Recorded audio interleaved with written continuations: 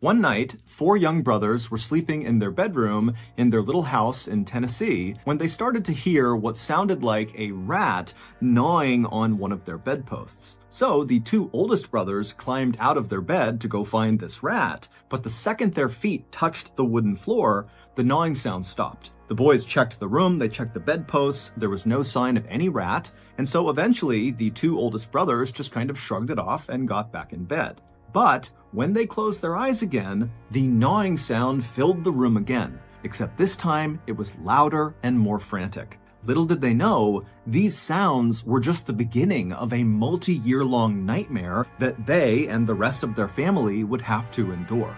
Their terrifying story is known as the Bell Witch haunting, and it is considered to be one of the most frightening documented hauntings of all time. And today, I'm going to share their story with you. But before we get into the Bell Witch haunting, if you're a fan of the strange, dark, and mysterious delivered in story format, then you've come to the right place because that's all we do, and we upload once a week. So if that's of interest to you, please ungold the like button's goldfish crackers. Also, please subscribe to our channel and turn on all notifications so you don't miss any of our weekly uploads. Okay, let's get into today's story.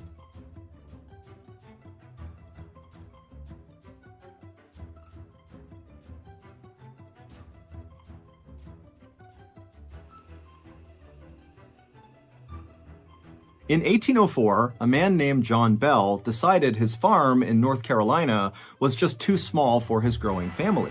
So he, along with his wife Lucy and their 6 kids, packed all their belongings onto wagons and then traveled more than 600 miles west to this 1,000-acre patch along the Red River in northern Tennessee. The area they settled was known as Robertson County, and at the time, it was very rural and basically nobody lived there. And so the Bell family, when they arrived in Robertson County, fully expected to have to work with the few families that were there to build up the settlement. Basically, they wanted to build a town from scratch. But this was the kind of work that John Bell was born for. He was raised on a farm where he had a reputation for working extremely hard and never giving up.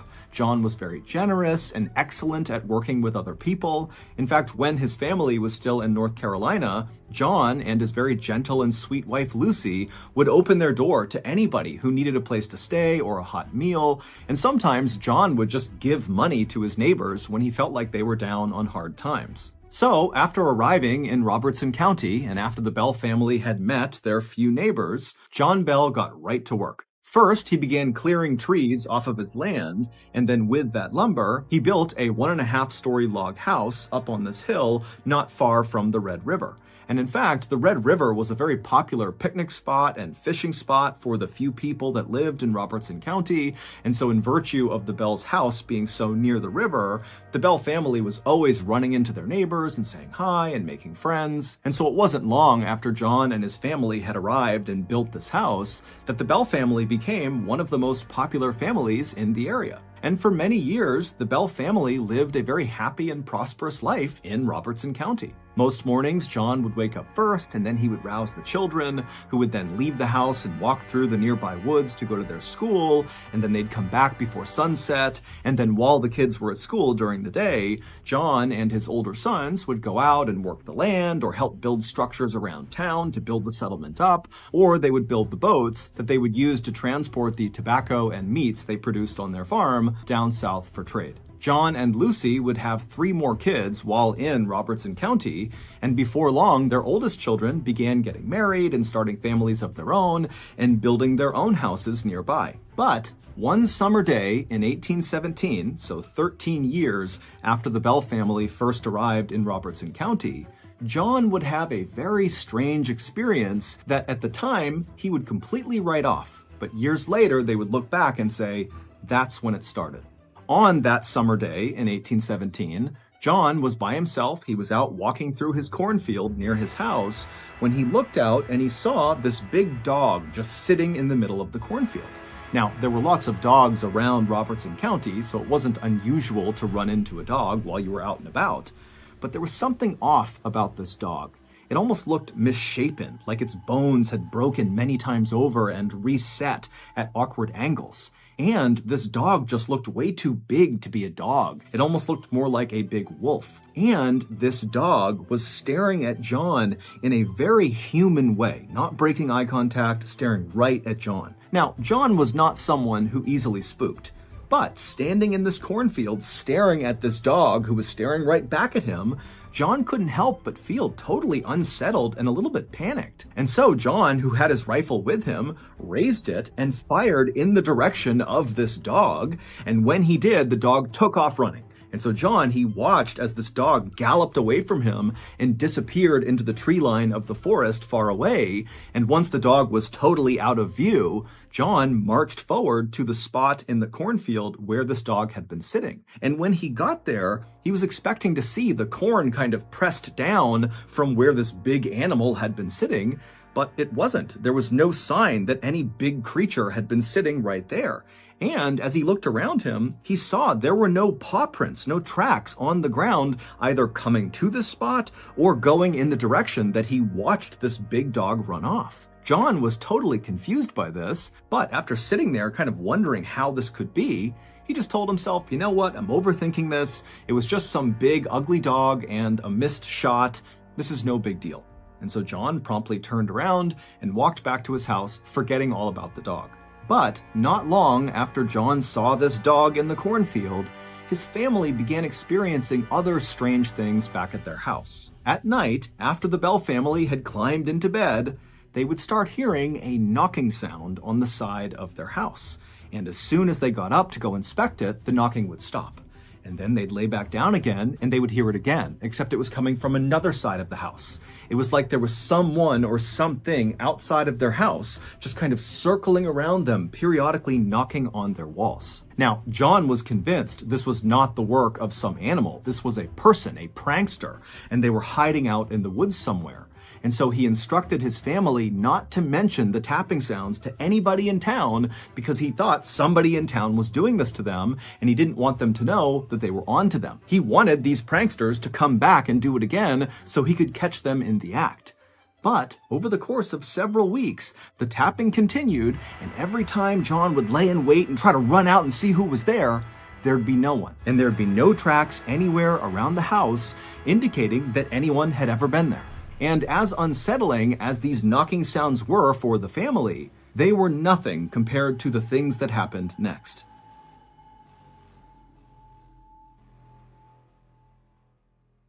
My pet frog, Seagull Lung, is a huge fan of the Strange, Dark, and Mysterious delivered in story format, and so for his birthday, which was last week, he asked me if I would take him on a special camping trip where all we did was sat around the fire and I just told crazy stories. And so of course I said, "Sure, Lung, I can do that for ya." And then, on his big day, Lungy came bounding down the stairs all excited for his big camping trip. And I stopped him and I said, "Hold on a minute, Lung. Forget the camping trip.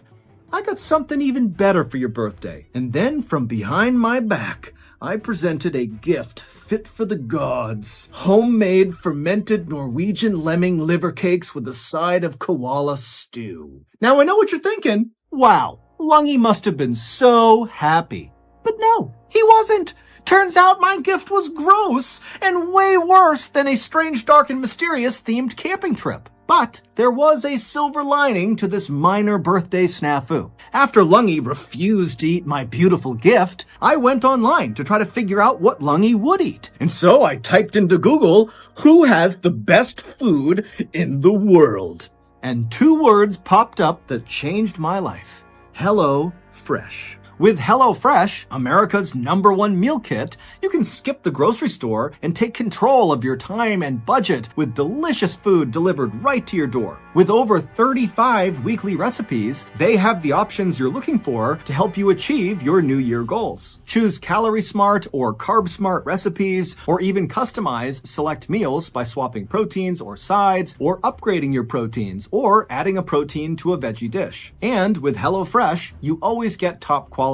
Their ingredients come from the farm to you in 7 days, so you literally are eating fresh. HelloFresh. So, if you're like me and you keep gifting your loved ones terrible exotic food dishes for their birthday, then you need to sign up for HelloFresh today. To do that, go to HelloFresh.com and use code MrBallen21 for 21 free meals and free shipping. Again, go to HelloFresh.com and use code MrBallen21 for 21 free meals and free shipping. Okay, back to the story.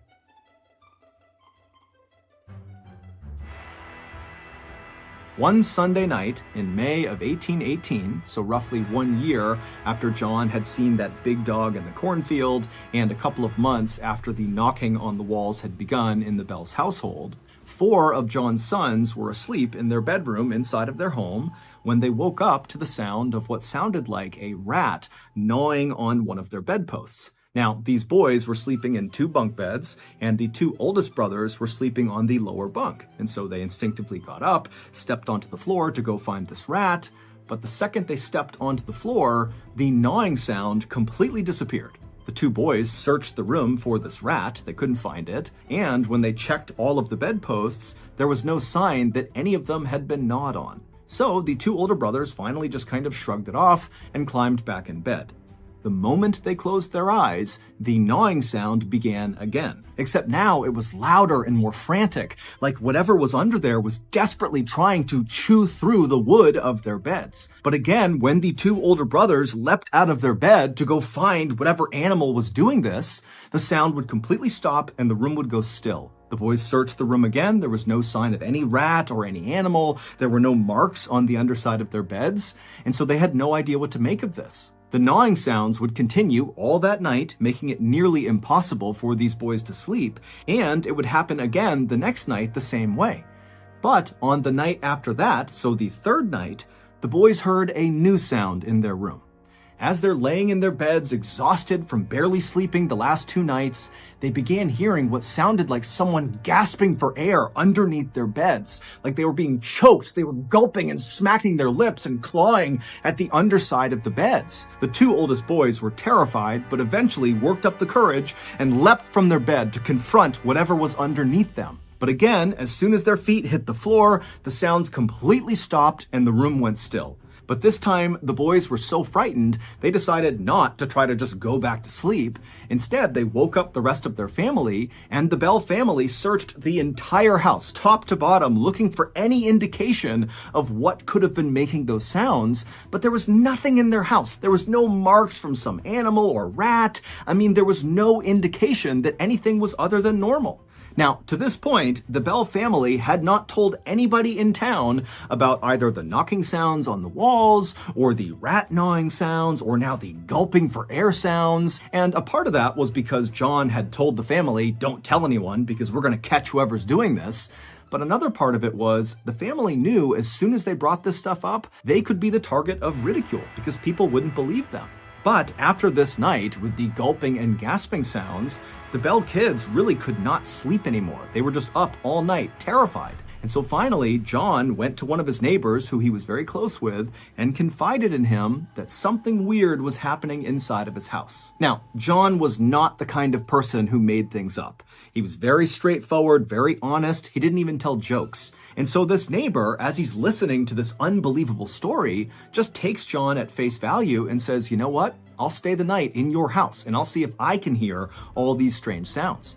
That night, the neighbor would stay with John Bell and his family in the Bell household, and sure enough, the neighbor would hear the tapping on the walls, he would hear the rat gnawing on the wood post in the boys' room, as well as that gasping and gulping sound coming from the boys' room. And this neighbor was so terrified that he did not last the night in John's house. He left in the middle of the night to go back to his house. After this, word spread quickly around Robertson County about what was happening at the Bell household, and the way the townspeople reacted was very supportive. I mean, the Bell family had been instrumental in building up the settlement, and John and his wife Lucy were so kind and generous, and so the townspeople decided that they were going to find a way to rally around the Bell family and try to help them. So other people in town began volunteering to spend the night inside of the Bell household with the Bell family. One, because they wanted the Bell family to feel some security, having some more people around them. And two, these people were thinking that maybe just their presence inside of the Bell household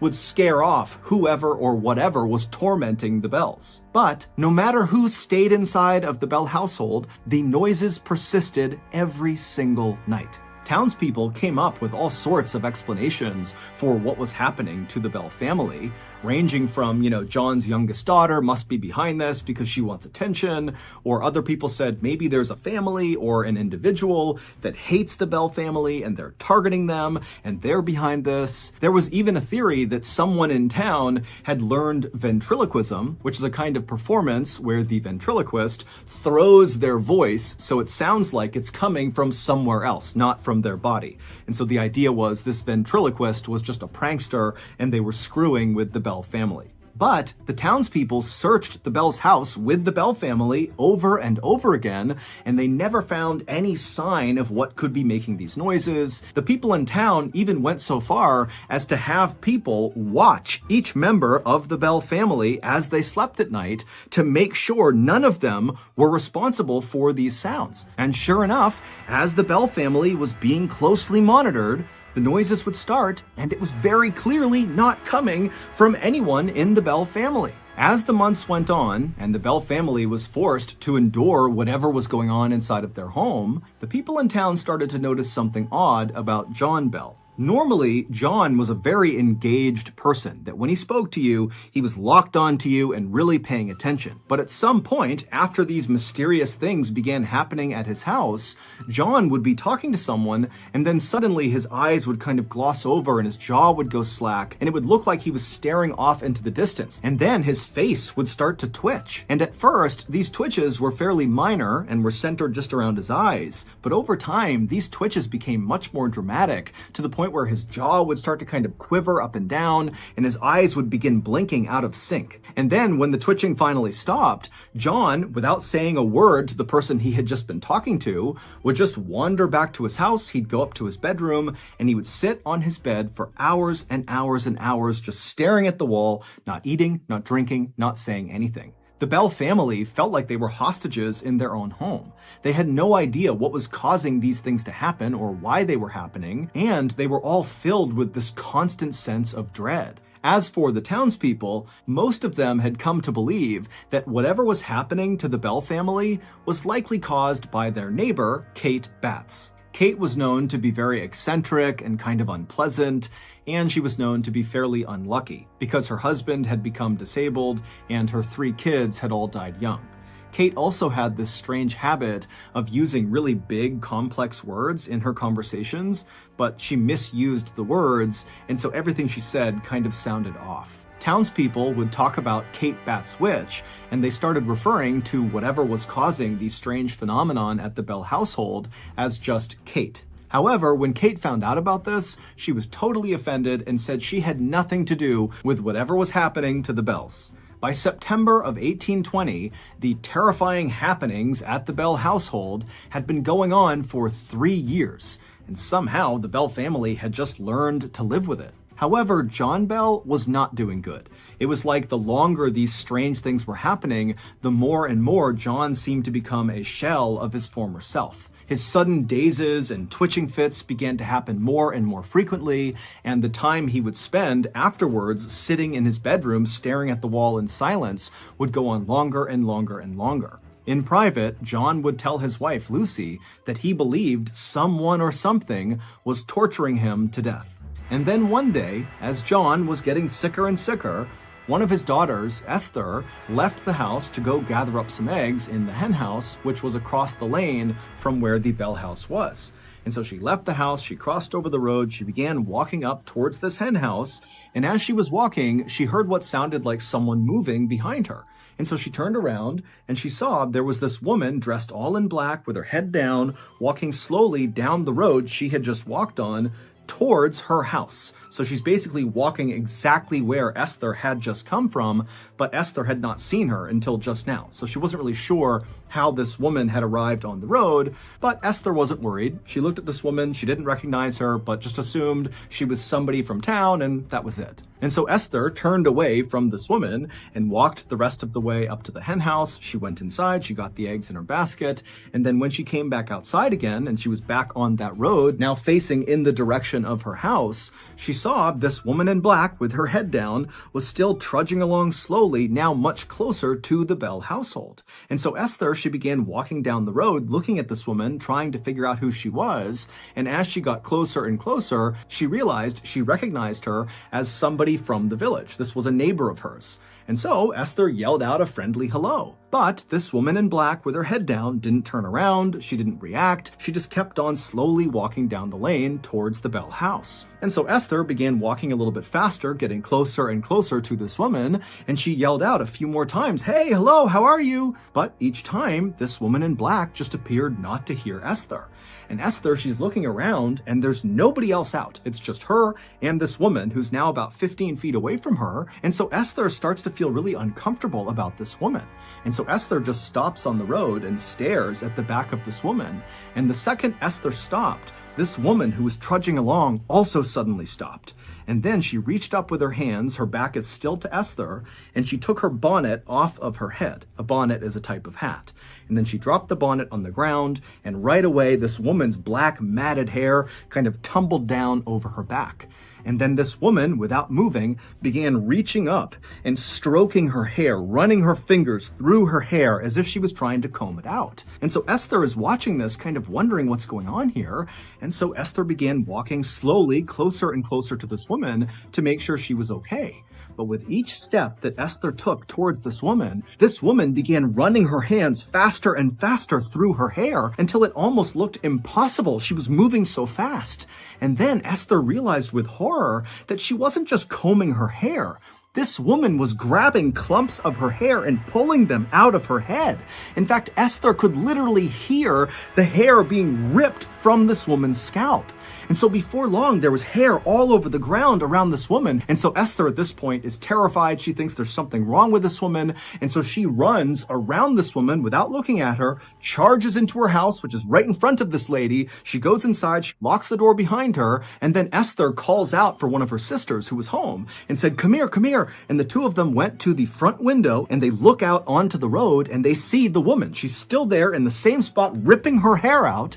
But Esther makes eye contact with this woman. And the second that happens, the woman freezes. Her hands are still in her hair and she's looking directly up at Esther. And Esther and her sister, they're kind of taken aback by the way this woman is looking at them. And then this woman slowly brings her hands down and she's staring up at Esther the whole time. And then she turns suddenly and walks around the side of the property out of view of Esther and her sister. And so Esther and her sister, they shriek, they leave the front window and they run over to the side window where this woman was heading. And they saw this woman climbing up and over their fence, getting into their side property, and behind her were now 3 children who they had not seen before, just marching right behind this woman in black.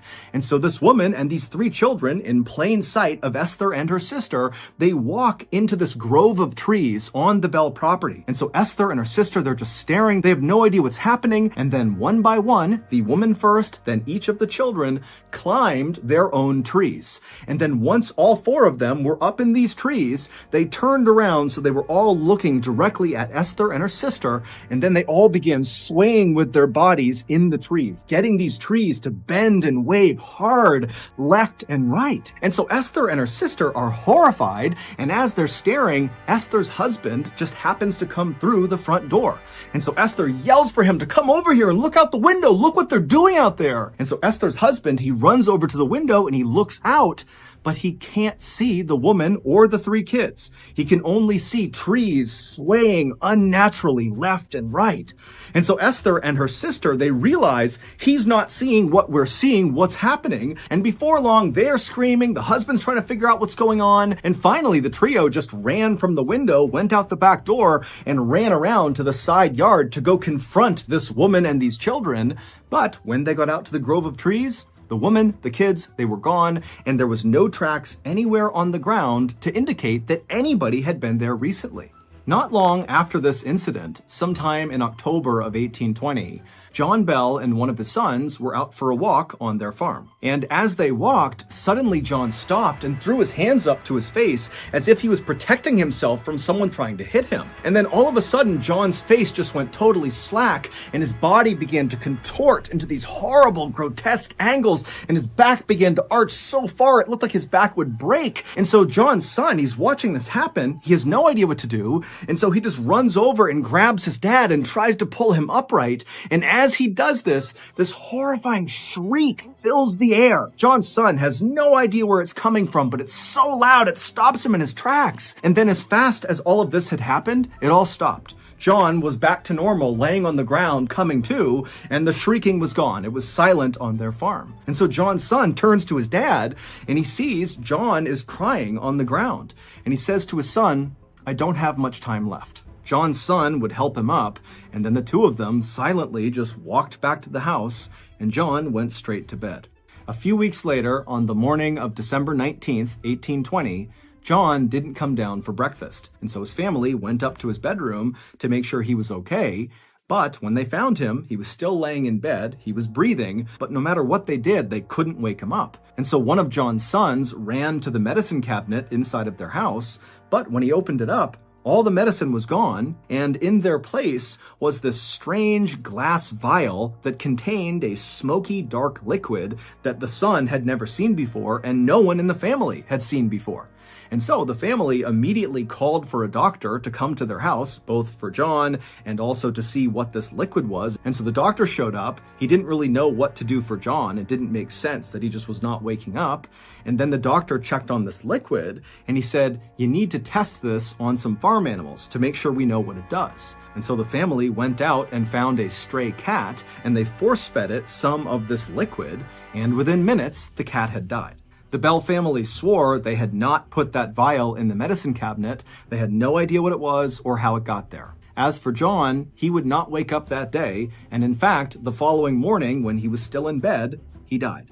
After John's death, the strange occurrences at the Bell household basically all came to a stop, for the most part. Some people in town reported, after John's death, seeing strange lights floating around the Bell property, and also sometimes they reported hearing a strange sing-song voice kind of coming from somewhere out around their property. John's wife, Lucy, would remain inside of that house until 1838, when she passed away. Today, there's nothing left of the Bell household. However, there is a cave on their property, an underground cave, and people swear that's where whatever tormented the Bells came from.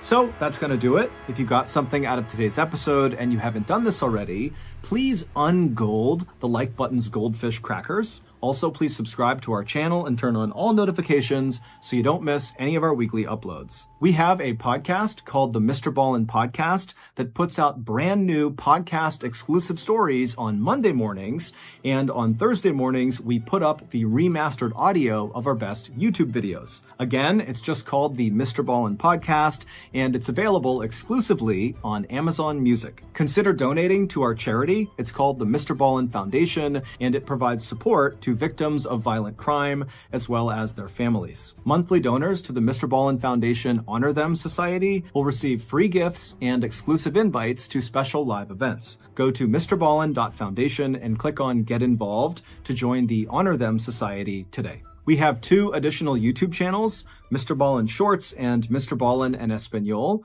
We post near daily content on TikTok, Facebook, and Snapchat. All of those pages are just called MrBallen. If you want to get in touch with me, please follow me on any major social media platform and then send me a direct message. My username is just @MrBallen, and I really do read the majority of my DMs. Check out our merch at shopmrballen.com, and if you have a story suggestion, please submit it to our subreddit, just called MrBallen. It's linked in the description below. So, whether I see you on Twitter, Instagram, TikTok, Reddit, YouTube, Facebook, other YouTube channels, the podcast, wherever, just know that I really appreciate your support, and until next time, that's going to do it. See ya. One night in August of 1986, villagers in a tiny rural town in West Africa heard a loud booming sound coming from outside. Most of the villagers thought this sound was thunder, others had no idea what it was, but the noise seemed insignificant. Little did they know, that sound was actually a death sentence. They just didn't know it yet. This story sounds like it was pulled straight out of an apocalypse movie, except it really happened. And the scary part is, it could happen again today. But before we get into that story, if you're a fan of the strange, dark, and mysterious delivered in story format, then you've come to the right place because that's all we do, and we upload once a week. So if that's of interest to you, please offer to make the like button a s'more, but instead of chocolate, use mud. Also, please subscribe to our channel and turn on all notifications so you don't miss any of our weekly uploads. Okay, let's get into today's story.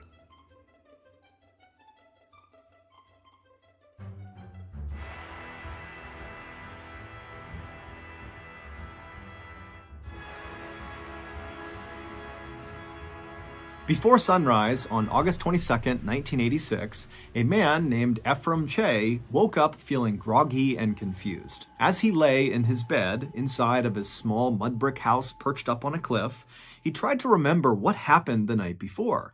He didn't know why, but he knew, something happened last night. I gotta remember it. But as he lay there kind of jogging his memory, he felt like there were holes in his memory, like he couldn't quite piece together what had happened the day or night before. However, there was one thing he distinctly remembered about the night before, and that was at some point he had heard one really loud boom of thunder outside. And Ephraim, kind of somewhere in the back of his mind, had thought, oh, it's going to rain tonight, and maybe when I wake up it'll still be raining. And then Ephraim, no matter how hard he focused, he couldn't really remember how much time passed after hearing that booming sound and then getting in his bed the night before. But at some point he remembered being in his bed and feeling kind of sick. And that was it. That was his whole memory of the night before. And so that morning, August 22nd, when Ephraim has suddenly woken up feeling confused, he rolled over and he looked out the window right nearby his bed, and he looked outside and he saw the sky was clear and the grass was totally dry. There was no indication that it had rained anytime recently. And so Ephraim is thinking to himself, something is definitely off here, but I just can't get my mind right. And so finally, Ephraim just sits up in his bed, he swings his legs out of his bed onto the ground, he stands up and practically falls over once he's on his feet. But he eventually gets himself back up, kind of steadies himself, and then he thinks, okay, I need to go check on my 4 kids and make sure they're okay. But the second Ephraim began to move in his house, it was like his body didn't obey his mind. Because moments later, instead of checking on his kids, Ephraim had wandered out his front door and was just standing out in front of his house, just kind of staring off into the distance, having no idea why he walked out there. The village where Ephraim lived was called Nios, and Nios is extremely rural. There's no electricity, there's no running water, and there's no paved roads for miles. The village is actually split into 2 parts. There's Upper Nios and Lower Nios. Ephraim lived in Upper Nios, right near this big, beautiful lake called Lake Nios, but the majority of villagers lived in Lower Nios, which was below the lake. So that morning, after Ephraim kind of found himself standing outside of his hut for no reason, he began looking around in hopes that other people would be out and about in Upper Nios, where he lived, so he could go talk to them and try to figure out what was wrong with him or, what was going on generally. But as he scanned around Upper Nios, he saw there was not another soul anywhere. He was it. He was the only person walking around. So, without giving it much thought, Ephraim decided he would just start walking down towards Lower Nios to try to talk to someone down there. And so he left his hut and he began walking down the hill that would take him to Lower Nios. After Ephraim got about halfway down this hill, right when he was near Lake Nios, he stopped because suddenly he became totally aware of the fact that the world was totally silent.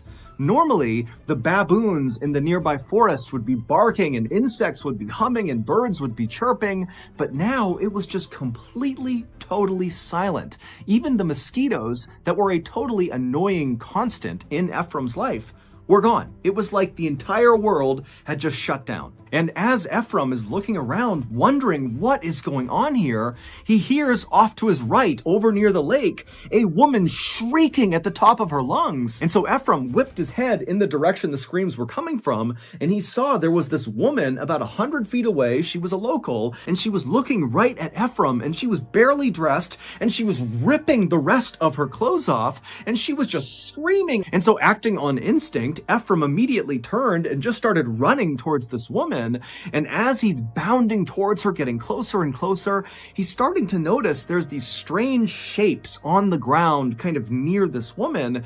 But as he was staring at them, he just couldn't quite place what they were. But when he got about 20 feet away from this shrieking woman, he stopped again because he realized the shapes on the ground were this woman's entire family. They were all just laying on the ground as if they were sleeping. And near them was all of their cattle, also just laying on the ground as if they were sleeping. But as Ephraim stared at each of these people and each of these animals on the ground, he saw there was some blood around their noses and their mouths, and he realized no person who's sleeping would be that still. These people are all dead. These animals are all dead. And so standing there, Ephraim turned his attention from the bodies back to this woman who had dropped to her knees, and she was grabbing her father's arm and yanking on it and screaming for him to please wake up. But Ephraim could tell there was nothing she could do. Everyone was gone. And Ephraim knew somewhere deep down that, he's supposed to go over and help this woman or console her. But suddenly this wave of fear came over him. The combination of having no idea what's going on, his mind really wasn't working still, and now seeing all these dead people, it was like he just couldn't handle it. And so even though he felt terrible about this, Ephraim took one last look at this very distraught woman and her deceased family, and he turned and he ran away. And when he got back to the main trail, he continued downhill in the direction of Lower Nios. Like all of you, I spend virtually all of my time daydreaming about climbing onto the back of a wild stallion and galloping down a deserted highway into an abandoned city full of zombies that I need to fight off using my wide array of strange DIY weaponry.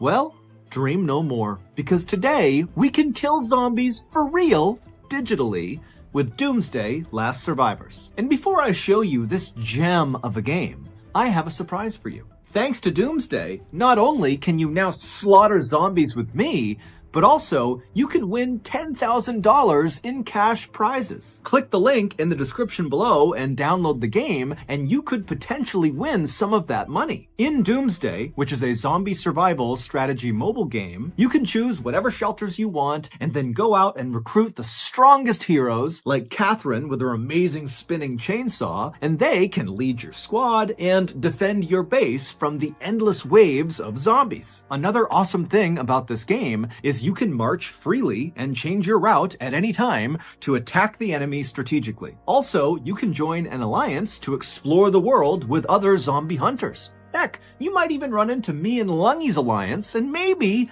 we'll let you join. So again, Doomsday, which lets you finally kill zombies for real, digitally, is offering $10,000 in cash prizes. To potentially win some of that money, click the link in the description below and download the game, and you will see there is a might ranking, and the top 5 in that ranking will each walk away with $1,000 each. Outside of that might ranking, many other players will be chosen for cash prizes, some up to $500 each. Hurry and download Doomsday right now so you can join the limited time events to get the legendary hero Jaden and a $250 gift pack for free. The next zombie wave will arrive in 8 hours, so join me and old Lungy now.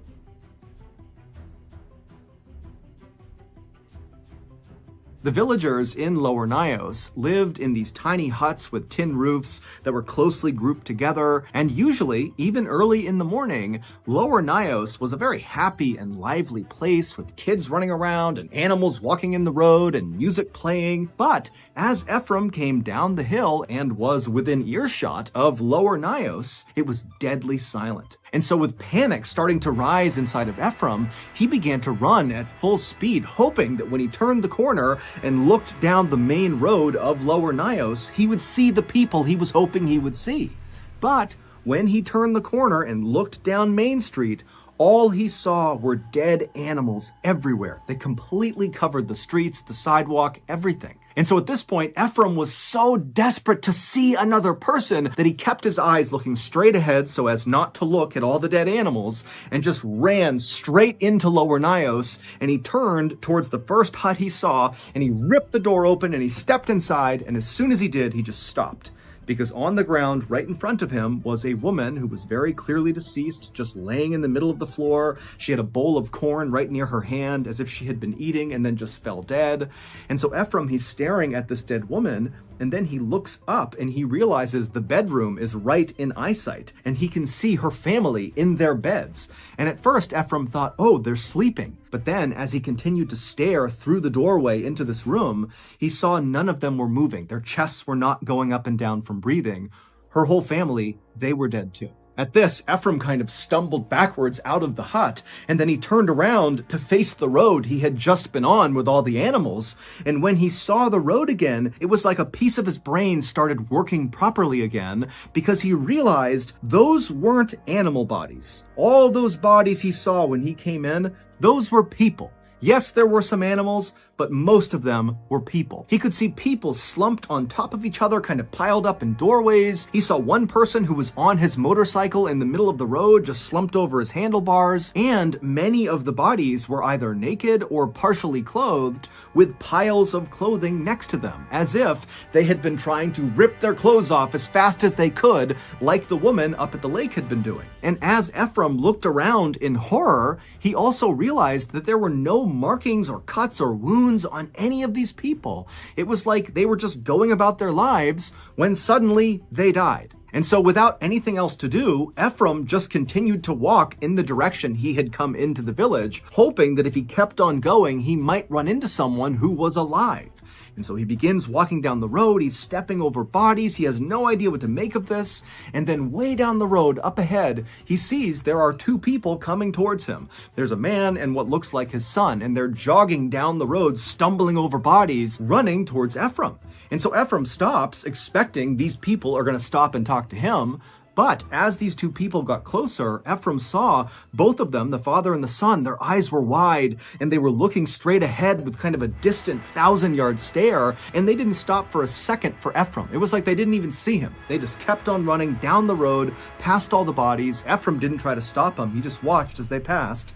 And then at some point they veered off the road and ran into the forest and disappeared. And it was at this moment that another part of Ephraim's brain seemed to kind of fit into place. Because as he watched this father and son disappear, he suddenly had this memory come flooding back into his mind. And it was a memory of when he was a kid and his grandfather told him a story. And the story was about Nios villagers a long, long time ago who decided they wanted to cross Lake Nios from one side to the other. And so their leader magically parted the waters of Lake Nios, creating a walkway on the lake bed from one side to the other, and the villagers began to walk. And then about halfway across, a mosquito landed on the leader's shoulder, and when he went to slap the mosquito, he lost control of the waters and then came crashing down and drowned all of them. Ephraim's grandfather told Ephraim that the ghosts of these drowned villagers now resided between these two big rocks located near Lower Nios. And so growing up, Ephraim, along with many other people in this village,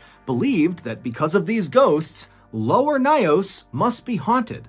And in fact, that was actually why Ephraim built his house in Upper Nios, to avoid these ghosts. And so now, as this memory of hearing this story from his grandfather has come flooding back to Ephraim, he thinks to himself, of course, all of this is the work of those ghosts. And so fearing he would be attacked next, Ephraim turned and just continued running down the road, dodging bodies as he went. And as he ran along, periodically he would stop at various tin huts and he would fling the door open in hopes he would find some survivors. But each time he went inside, everybody in there would be dead, lying in their beds or sitting in chairs or lying on the ground. But after running for quite a while, Ephraim turned to go into yet another hut, and right as he reached for the door opened on its own. And standing in front of him was the owner of this hut. His name was Joseph Nequain, and he was in much worse shape than Ephraim. The night before, Joseph had been inside of his hut when suddenly outside he heard that very loud booming sound that sounded like thunder to Ephraim. And then after hearing the sound,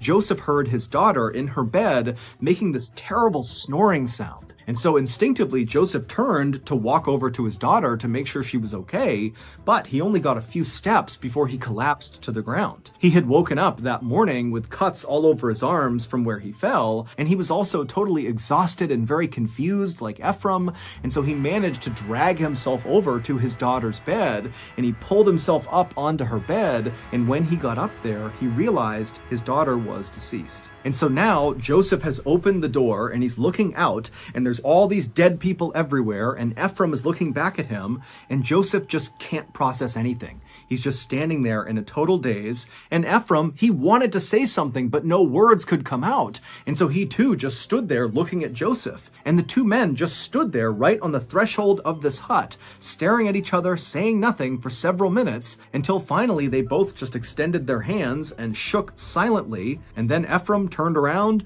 and ran back into the road. And so Joseph at first followed Ephraim kind of out of instinct, but very quickly he veered off from Ephraim, and Joseph went into his neighbor's hut to see if they were okay. But when he opened the door and went inside, he saw all of his neighbors were deceased. But Joseph, he barely reacted to this. It was like he was so numb to what was going on, he just couldn't process it. But after seeing all of his neighbors dead, somewhere deep down inside of his consciousness, Joseph knew he had to go find help.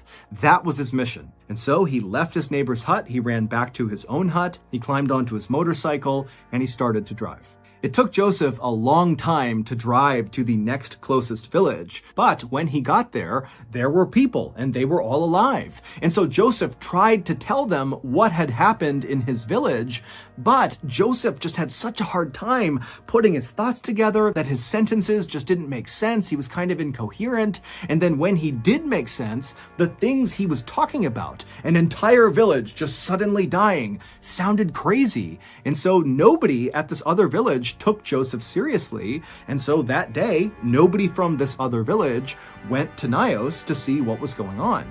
But the next day, people from this other village did go to Nios, and when they got there, it was exactly as Joseph had said. The whole village was dead. And as authorities would soon find out, it was not just Nios that was affected by this tragic event. Several villages not far from Nios had also suffered mass casualty events on the morning of August 22nd, 1986. And soon, news of these strange mass death events in West Africa were making the news all over the world. And so on August 25th, 3 days after this terrible event, an American scientist named Joseph Devine turned on his TV and saw the news coming out of West Africa. The newscasters were totally baffled about how this could have happened, and no one can figure out what killed these people. And Devine is just staring at his TV in shock, and then he turns, runs to his phone, and he calls his contact at the US government and told them, "You gotta send me to Nios." And because his contact knew Devine's background,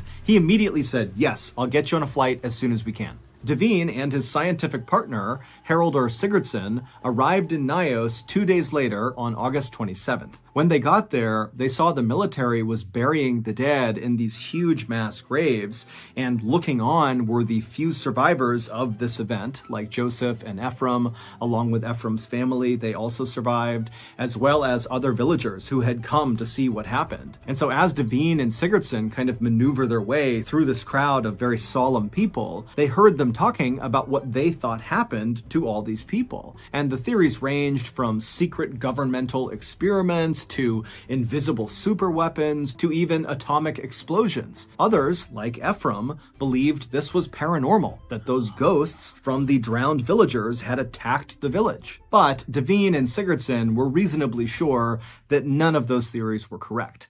They felt like they did know what actually happened because they had actually witnessed a tragedy like this before, but on a much smaller scale.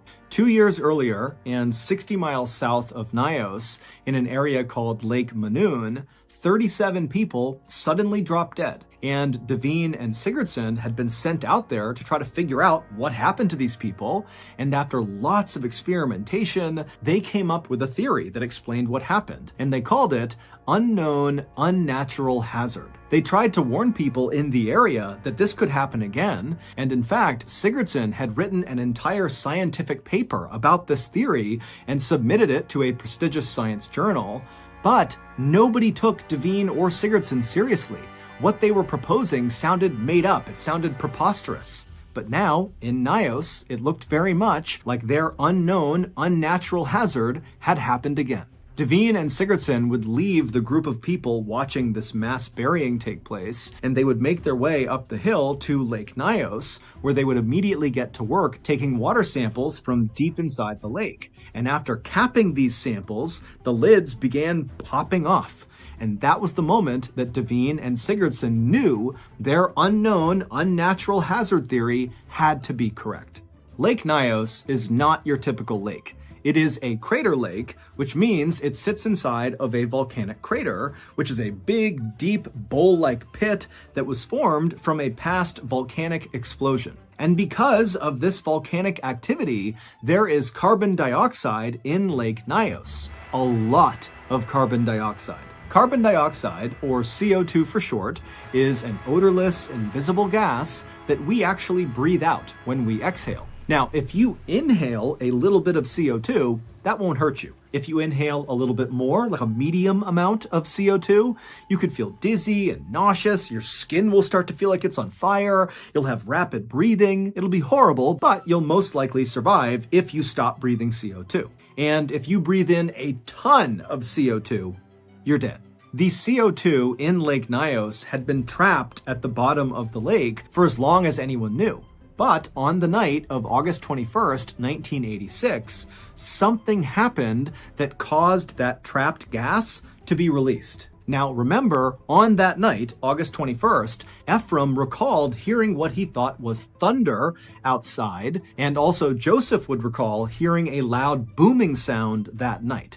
Now, we don't know exactly what that sound was, but it's safe to say that that noise, whatever it was connected to releasing the gas. Maybe it was the sound of a rock slide and big rocks plummeted into the lake and hit the lake bottom and freed the gas that way. Or maybe it was just an actual volcanic eruption inside of the lake. Whatever it was, when the CO2 was freed, it bubbled to the top like it bubbled and popped off the lids of their sample tubes. And when it reached the top of the water, it kind of formed a cloud above the lake. Now, we can't see the cloud, but you can imagine a big cloud, and then this toxic CO2 cloud kind of rolled its way down the hill towards Lower Nios and other villages in the area. And when this big toxic cloud began coming in contact with people, with animals, and insects, virtually all of them died. As for the few who survived, like Ephraim and his family and Joseph, they were left feeling horribly confused, disoriented, nauseous, totally dizzy from CO2 poisoning. But when they finally were able to get away from Nios and breathe fresh air, the effects of CO2 poisoning wore off and they were okay.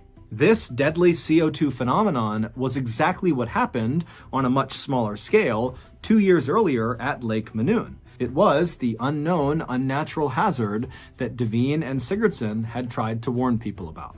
The official death toll of the Lake Nios disaster was more than 1,700 people and more than 3,500 livestock, although exact numbers will likely never be known. Today, people have moved back into Upper and Lower Nios, including Ephraim, despite the fact that authorities have said that lake is still very dangerous and another unknown unnatural hazard, aka a CO2 disaster, could absolutely happen again.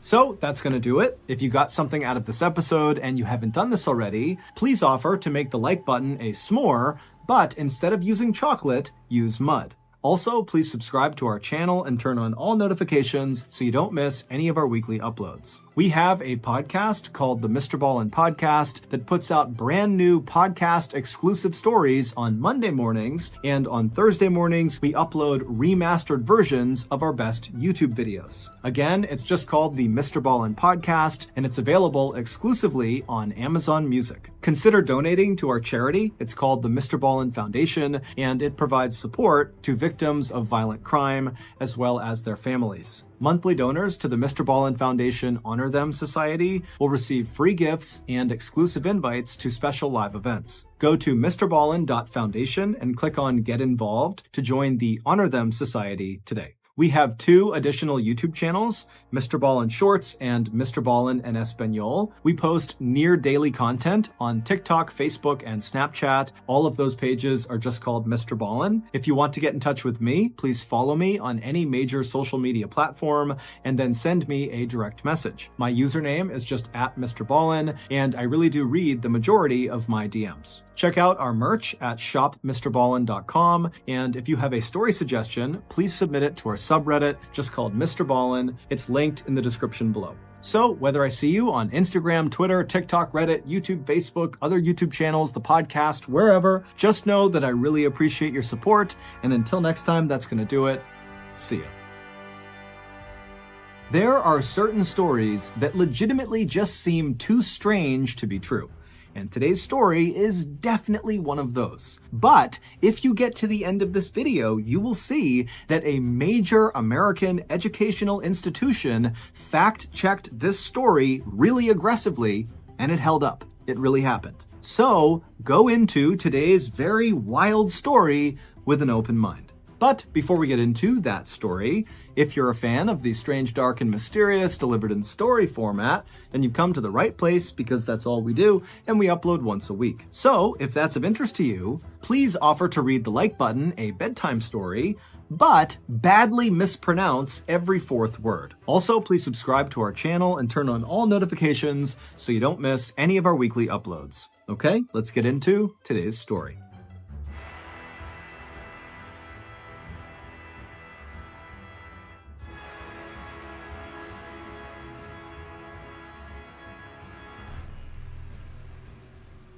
At the end of December in 1984, in a little village in northern India, a young woman named Sumitra had her first child with her husband. And right away, Sumitra fell in love with her little baby boy. She had always wanted a baby, and now that she had one, she carried him with her everywhere, strapped to her chest. And any time she had a free hand from cooking or housework, she would use it to pat his head or tickle his feet. Life was not easy for anyone in Sumitra's village, which was located just south of the Himalayan mountains along the Ganges River. Sumitra's village was very poor. People lived in mud huts with thatched roofs, they had no electricity, and basically no one had any formal education. As for Sumitra, her life was especially challenging even relative to her peers, because when she was very young, her mother died, and then her father had to go away all the time for work, and so she was left alone a lot and basically was raised by a cousin. And now, even though she was married, her husband also had to travel quite a bit for work.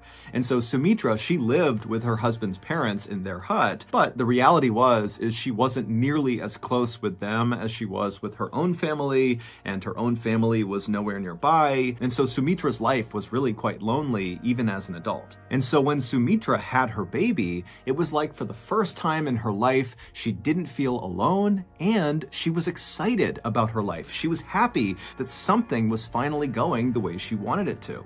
But then, one day in early 1985, everything changed. That day, Sumitra, with her son attached to her chest, was walking into town to get water from the well. And as she was walking along the dirt path, she suddenly came to a stop, very rigid, and she dropped her bucket on the ground. A couple of other villagers who were nearby heard the bucket fall. They turned and looked at Sumitra, who was standing there totally rigid. And so one of these villagers, who was very concerned, walked over to Sumitra and asked her what was going on. But Sumitra, she didn't say anything. She just stood there frozen. And this concerned villager looked down at Sumitra Sumitra's hands, and her fingers were bending back so hard it almost looked like they might break going in the other direction. And then this villager, before asking any more questions, looked up at Sumitra's face, and her eyes had rolled back into the back of her skull, and she had begun grinding her teeth so hard that it was making this loud cracking sound with every movement of her jaw side to side. And so this villager was totally terrified and backed up for a second,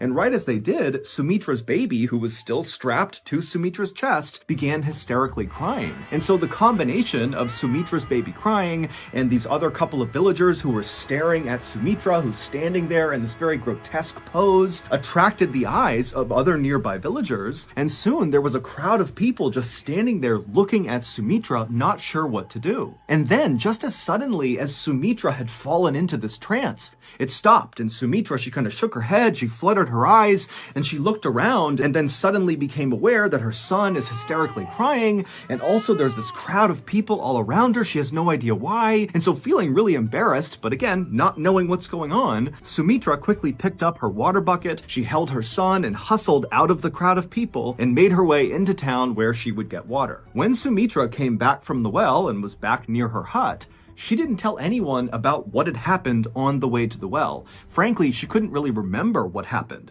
And so Sumitra told herself that whatever happened on the trail to the well, that trance she fell into, it had to be a one-time thing, likely brought on by stress and sleeplessness from having a new baby. But a few weeks later, it happened again, and this time the trance lasted quite a bit longer. Sumitra's father-in-law had walked into their kitchen and found Sumitra standing there totally rigid with her hands kind of bending backwards and her eyes rolled back in her skull, and he would tell her later on that he had shaken her and tried to wake her up, but he couldn't for almost 10 minutes, and then when she had snapped out of it, she had no memory and had no idea what happened. By May of 1985, so roughly 5 months after her first trance, Sumitra was falling into these bizarre spells nearly every day, and they were lasting hours at a time. And even more bizarre, lately, during Sumitra's trances, she would begin to speak, and the things she said were totally strange. Typically, she would bark out cries for help. She would say her head was being crushed and someone needed to help her. And then suddenly her voice would drop down to a whisper, and she would say, "All I can see is darkness." Sumitra's family would contact the local medicine man who would come out and examine Sumitra, but he couldn't figure out what was wrong with her. Besides her trances, there seemed to be absolutely nothing wrong with her. She was the picture of good health. And then on July 16th, 1985, so roughly 6 months into these trances, Sumitra would fall into another trance while she was cooking, and during this trance, she would speak. Except when she spoke, she was very calm, and she just said, "In 3 days, I'm going to die." By this point, Sumitra was terrified of whatever was happening to her, and she was totally exhausted, and so was her family. Sumitra had stopped caring for her son, who was now about 8 months old, because she was afraid that at any moment she could fall into a trance and accidentally hurt him. And so her mother-in-law had basically become the boy's mother, and also Sumitra's husband, who was the primary breadwinner for the family, was forced to stop traveling for work and just stay home and help out with Sumitra and his son. Finally, on July 19th, 1985, so this was the day that in her trance, Sumitra had predicted she would die, on that day, Sumitra woke up and made a very conscious effort not to do anything that could potentially harm her. She didn't cook because she didn't want to be near flames. She didn't walk near anything with any sort of ledge she could fall off. She didn't even walk downstairs for the same reason. She also kept a very safe distance from her son in order to make sure he was safe. And by late afternoon that day, Sumitra was just fine and there was no sign that anything bad was going to happen to her, and so she and her family began to relax. As Sumitra's mother-in-law began making dinner, Sumitra decided to go outside and get some fresh air. And when she got out there, she saw one of her close friends across the road, and so she waved to her, and as her friend cheerfully began walking closer to Sumitra to say hello, Sumitra suddenly froze, her eyes went back in her skull, her hands became rigid, and she fell into one of her trances. And so this friend, like everyone else in the village, had become quite accustomed to seeing Sumitra in these trances, and so really, the friend was not that concerned when she saw Sumitra doing this. But then Sumitra began doing something in her trance that this friend had never seen before. Sumitra, who normally had her hands by her side during these trances, she began raising her hands up till they reached her forehead, and then wildly Sumitra began clawing at something right above her head, and as she did, her breathing became very loud and labored, and so this friend, feeling suddenly so concerned for Sumitra, rushed over, but when she got right next to Sumitra, there was nothing she could do. Sumitra was just clawing at the sky, breathing really heavily, and then suddenly Sumitra stopped, and she put her hands down by her side, and she went back to this rigid pose, and then out of Sumitra's mouth came this horrible, low, rattling moan sound. It was just a constant sound that came out of her, and it got deeper and deeper and deeper until Sumitra's voice kind of cracked. And then suddenly Sumitra went totally still. And when this happened, Sumitra's friend, who was right next to her, realized Sumitra, even though she was standing upright, she was not breathing at all. It was like she was a statue. And so this friend began screaming for help. And so Sumitra's in-laws and her husband and other villagers who heard this cry, they came running outside and they quickly circled around Sumitra. And then a few minutes later, the medicine man arrived. He broke through the circle, went right up to Sumitra and began checking her out. He checked her pulse, he checked her heartbeat, he kind of looked inside of her mouth, he looked in her eyes, and then after a minute, he stepped back and he just said, "She's dead." Sumitra's husband fell to his knees, and Sumitra's mother-in-law, who was carrying Sumitra's son, began crying. All the while, Sumitra's body still remained totally upright and rigid in the middle of all these people, with her hands tight by her side and her eyes rolled back, and her face frozen in what looked like a silent scream. Eventually, the medicine man and Sumitra's father-in-law stepped forward and lowered Sumitra's frozen, rigid body onto the ground on her back, and they closed her eyes. There was no hospital to take Sumitra's body to or official to call about her death. And in this village at this time, it was very important for both religious and public health reasons to take care of the body very quickly. And what that looked like was the villagers would work together to perform the Hindu death rituals, and then afterwards they would cremate the body, which is a process of burning the body until all you have left is the ashes. And so as Sumitra's body lay still rigid on her back right near her home, her family and the villagers began making preparations for her funeral. Sumitra's mother-in-law and some women from the village began scrubbing down Sumitra's body, as well as putting essential oils on her face, and other villagers who were not a part of that went off to find wood for a fire. The villagers weren't talking much, and a lot of the women were crying, but it wasn't just grief they were feeling, it was also fear. They all knew about Sumitra's trances, they happened all the time for months, but what the villagers couldn't wrap their heads around was the idea that during one of these trances, Sumitra had accurately predicted her own death. And so now the villagers couldn't help but think that dark forces were at play here, that maybe Sumitra was possessed, and now whatever had possessed her and killed her is somewhere in the village. And so that night, as the sun started to go down, normally kids would be out playing in the village, but their parents said, "No, come inside, it's not safe outside." And so for the most part, the only people who were outside that night were the women who were still cleaning and prepping Sumitra's body for her funeral. And at some point, one of the women who was doing this was brushing out Sumitra's hair. And as she did that, she suddenly stopped and she backed up and screamed and pointed at Sumitra. And then the other women all around Sumitra's body, they looked over at what this person was pointing at, and they too saw it and screamed, and everyone began scrambling to try to get away from Sumitra as fast as possible. What all these terrified women were seeing was that Sumitra, her eyes were closed, but her eyes were darting left and right, so her eyelids were kind of fluttering. And then suddenly Sumitra's chest filled with air, and then she breathed out a long, loud exhale, and then she opened her eyes and she sat bolt upright and began looking around. And the other women who were terrified, they're looking at her, and they were struck by how completely healthy and normal Sumitra now looked, even though for the past 45 minutes, she didn't have a heartbeat and was totally pale and looked completely dead. Sumitra wiped the essential oils from her face, and then she stood up, and as she did, the medicine man, he had heard all the commotion and ran over, and he ran to Sumitra and kind of assisted her and got her to stand on her feet because she was a little bit wobbly. And then the medicine man performed a checkup on Sumitra, checking her heartbeat, her pulse. He looked in her mouth, he looked at her eyes, and then he asked Sumitra, how are you feeling? And Sumitra said, I'm okay. And then the medicine man, he kind of turned to face this now huge crowd of onlooking villagers, and the medicine man had a big smile on his face, and he said, you all have just witnessed a miracle. Sumitra is back from the dead.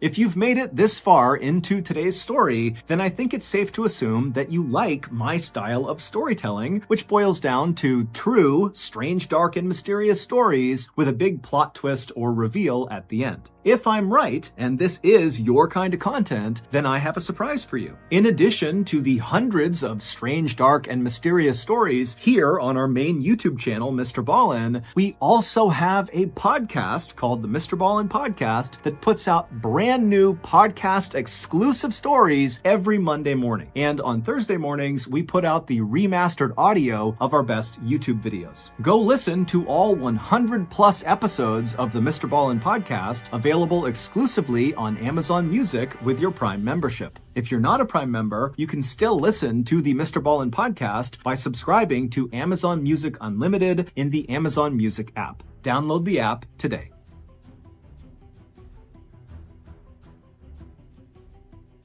Sumitra's husband and her in-laws were too shocked to say anything or really even react. But then suddenly, Sumitra's husband was overcome with joy and he ran forward to hug Sumitra. But as Sumitra turned and saw him coming towards her, she backed up suddenly and put her hands out to protect herself from her husband. And immediately the medicine man, he kind of stepped in between the husband and Sumitra, and he patted the husband on the shoulder and said, she's been through something very traumatic. You need to give her time and space to recover. And everybody in the village who saw this happen, they were accustomed to whenever Sumitra fell into one of her trances, when she came out of them, she oftentimes was a little bit confused. And so they all just kind of assumed that this is what was happening, but on a bigger scale. This is a really intense trance they've seen, but she's just confused. She'll be okay soon. And so the villagers dispersed, and the medicine man assisted Sumitra back into her hut, and he got her in her bed where she fell asleep. And then afterwards, the medicine man reassured Sumitra's husband and her in-laws that Sumitra, when she woke up, she'd likely be just fine, but he would come by and he would do another thorough medical exam on her just to make sure. And the next morning, when Sumitra woke up,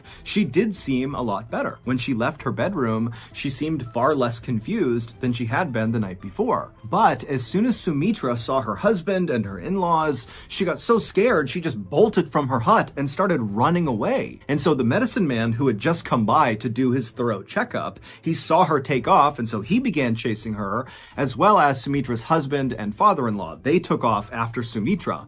And finally, when Sumitra's husband caught up to Sumitra, he grabbed her by the arm to stop her, and Sumitra ripped her arm away from him, and she said, "How dare you touch another man's wife?" And as the husband kind of ushered Sumitra back towards their house, she continued to say, "You're not my family. This is not my home." And then finally, Sumitra's husband and the medicine man had to literally drag Sumitra to get her to go back inside the hut. And as they dragged her inside, she kept screaming that her name was Shiva Duetti and her in-laws had killed her. Over the next couple of days, the medicine man and Sumitra's family tried everything they could to try to snap her out of what seemed like a really long trance, but nothing they did worked. It seemed like Sumitra had just kind of lost her mind. Sumitra began refusing to touch her beloved son, and instead would demand that someone bring her Rinku and Tinku. But when no one knew who or what she was talking about, Sumitra would just get furious. Sumitra had never gone to school, and so did not know how to write,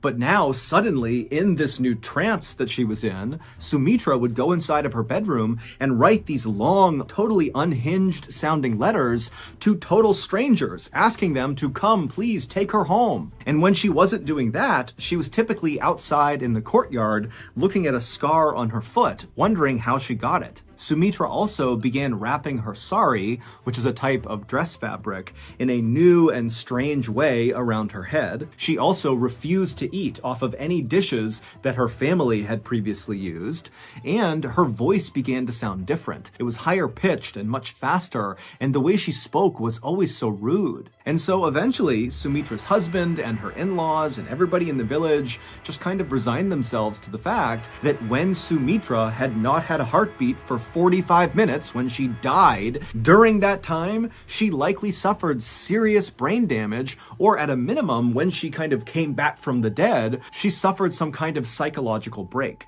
And so that was why she was acting the way she was. And soon, people just stopped trying to break Sumitra out of this trance she was in, and instead, they all focused on just trying to keep her from running away or hurting herself. And then one day, on October 20th, 1985, so 3 months after Sumitra had died for 45 minutes, Sumitra's family heard a knock on their front door. When Sumitra's husband went to the door and opened it up, he saw there was this older gentleman standing there wearing a suit and nice shoes, standing several feet back from the door, as if he was kind of shy but felt compelled to knock on the door. Now, right off the bat, this man looked totally out of place to Sumitra's husband.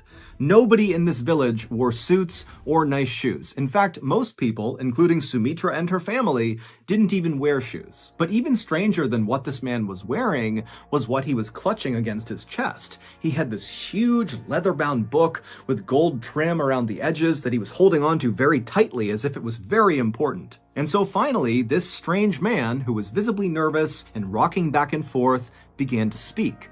But his voice was so low, Sumitra's husband had to lean forward just to hear him. The man said his name was Ram Tripathi, and he wanted to know if there was a young woman living in this home who had recently begun acting differently. Sumitra's husband had no idea who Ram Tripathi was. He didn't know this guy. He certainly didn't know where he came from. But what was going through his head was, how is this stranger who's dressed in a funny way, who's got this weird book, how is he aware of the issues my wife is having?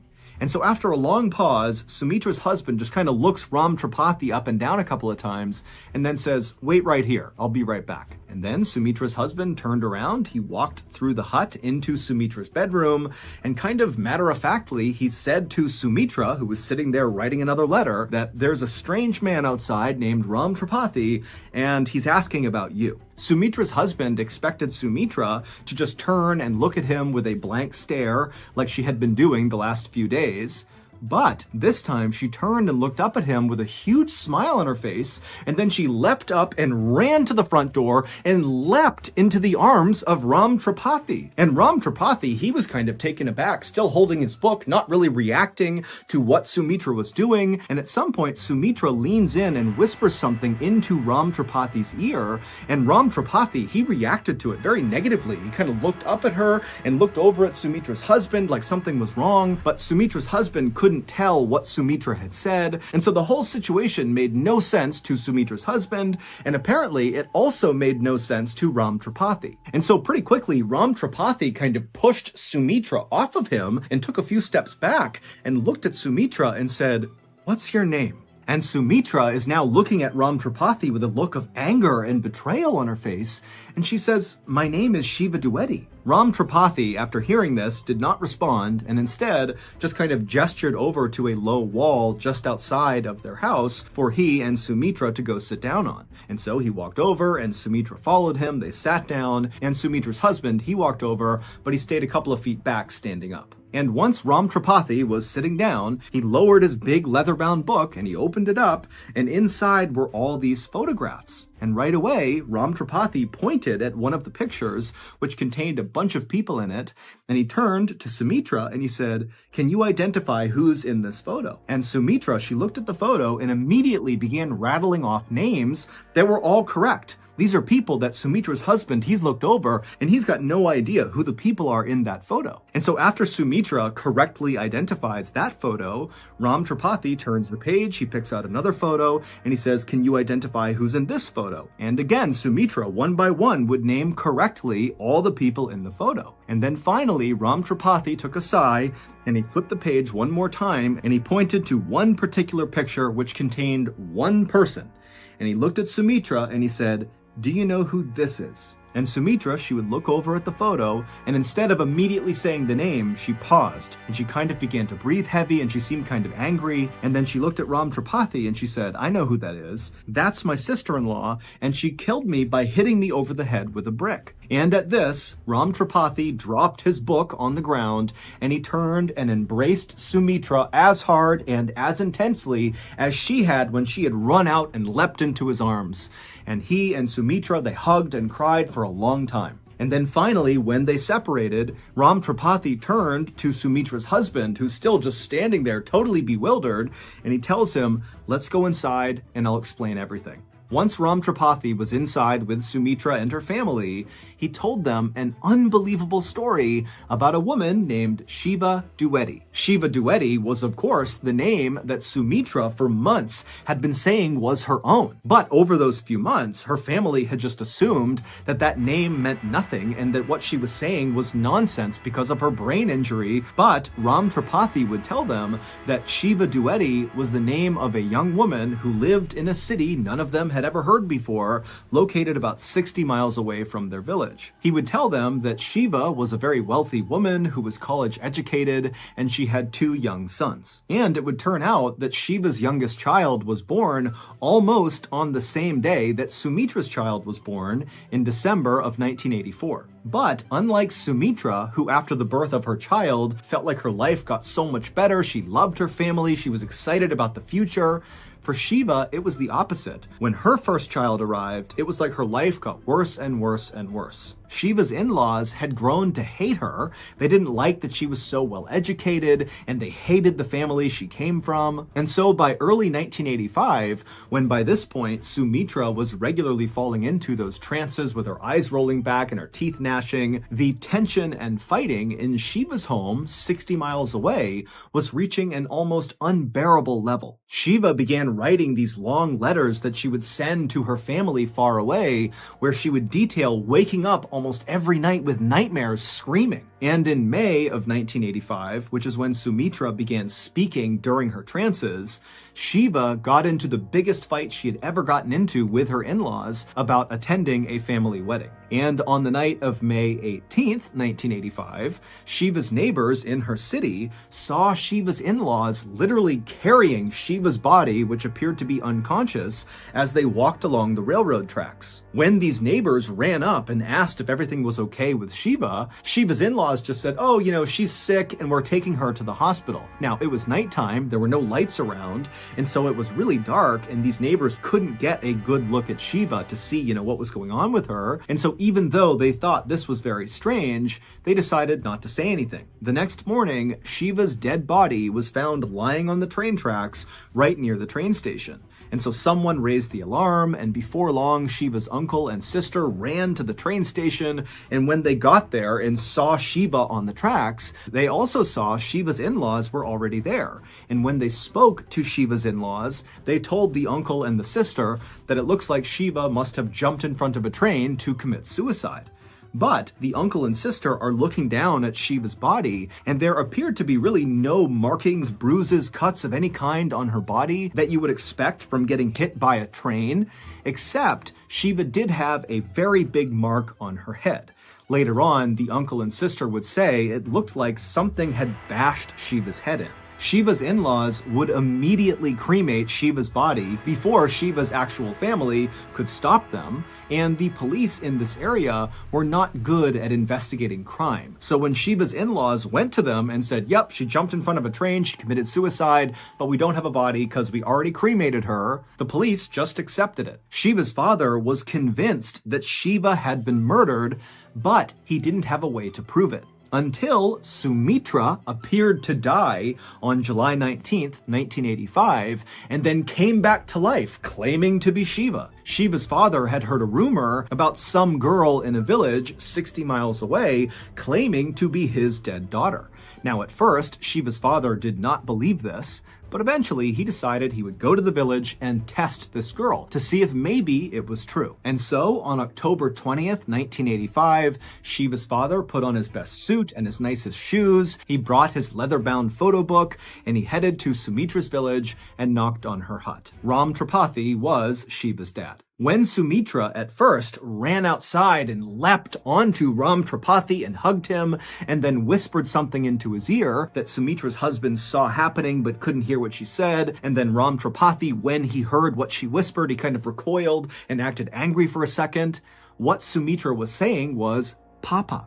In the moment, Ram Tripathi, who was not convinced Sumitra was his daughter, felt like this is a horrible, elaborate hoax and it needs to stop. But then Sumitra correctly identified 15 people in his leather-bound photo album, including the sister-in-law who she said killed her. And even more convincing than that was that Sumitra knew how Shiva had been killed, by getting smashed over the head with a brick. This was a question that Ram Tripathi had never heard the answer to before. And at that point, Ram Tripathi believed that this must be his daughter's reincarnated spirit inside of Sumitra. And so that was when he dropped the book and gave her a big hug. This story is considered to be one of the most credible reincarnation stories ever recorded. Scientists from the University of Virginia in America actually went to India to study Sumitra and interview everybody involved. And they concluded that this was not a hoax. They said that Sumitra had most likely either been possessed by or reincarnated as Shiva Duety. The change in Sumitra's voice that her family noticed was the same accent that Shiva had. It was very urban and educated. The strange new way that Sumitra wrapped her sari on her head was the same way that Shiva did. Sumitra was rude to her family and refused to eat off the same dishes as them because she believed she was actually a very wealthy woman who was for some reason being forced to live in this poor person's hut. And when Sumitra asked for Tinku and Rinku, those were nicknames that Shiva had given her two sons. And all those seemingly unhinged letters that Sumitra had written and fired off to random strangers were in fact sent to various members of Shiva's family. After Shiva's father, Ram Tripathi, brought Sumitra's story to the police would actually investigate this case, and they would charge some members of Shiva's family. But ultimately, Sumitra's testimony was deemed unacceptable for court, and so the case was never officially solved. As for Shiva's in-laws, they have always denied killing her. Sumitra lived the entire rest of her life as Shiva, and Shiva's real parents accepted her as their daughter. Sumitra also came to accept her son and raised her son with her husband in their little village until she died in 1998.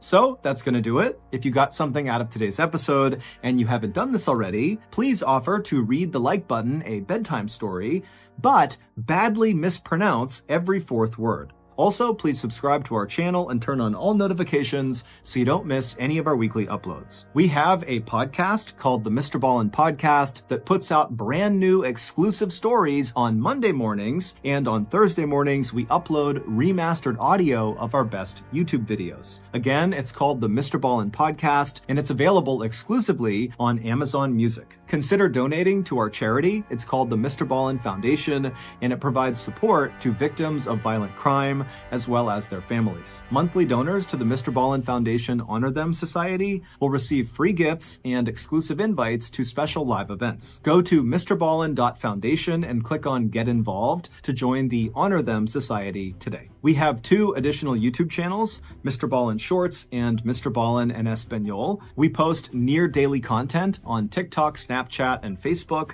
The page names are all just MrBallen. If you want to get in touch with me, please follow me on any major social media platform and then send me a direct message. My username is just @MrBallen, and I really do read the majority of my DMs. Check out our merch at shopmrballen.com, and if you have a story suggestion, please submit it to our subreddit just called MrBallen. It's linked in the description below. So, whether I see you on Twitter, Instagram, TikTok, Reddit, YouTube, Facebook, other YouTube channels, the podcast, wherever, just know that I really appreciate your support, and until next time, that's going to do it.